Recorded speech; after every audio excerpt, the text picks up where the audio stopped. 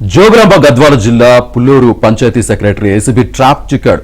పుల్లూరు శివార్లోని 435 సర్వే నంబర్లోని అన్నపూర్ణ వెంచర్లో లోపాలు సరిచేసేందుకు పంచాయతీ సెక్రటరీ ప్రవీణ్ కుమార్ రెడ్డి, డిపిఓ శ్యామ్ సుందర్ కలిసి 3 లక్షల రూపాయలు డిమాండ్ చేశారు. దీంతో వెంచర్ మేనేజర్ ఏసీబీ అధికారులను ఆశ్రయించాడు. 2 లక్షలు లంచం తీసుకుంటున్న ప్రవీణ్ కుమార్ రెడ్డిని రెడ్ హ్యాండెడ్ గా ఏసీబీ అధికారులు పట్టుకున్నారు.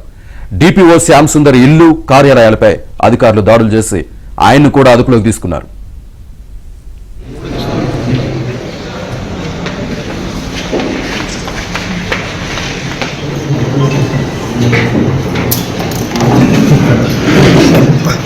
సార్ పంచాయత్ సెక్రటరీ సార్ అట్లా కూర్చోరా ఒకసారి అఫీషియల్గా డిక్లేర్ అయింది అయిపోయాయి.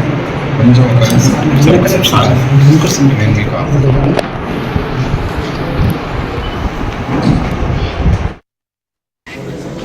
పుల్లూరు గ్రామ పంచాయతీ పరిధిలో Annapurna green land venture owner అయినటువంటి షేక్ అన్సారుల్లా షరీఫ్ ఒక వెంచర్ చేస్తున్నాడు. సర్వే నెంబర్ 435/ఈలో 4 ఎకరాల్లో వెంచర్ చేస్తున్నాడు.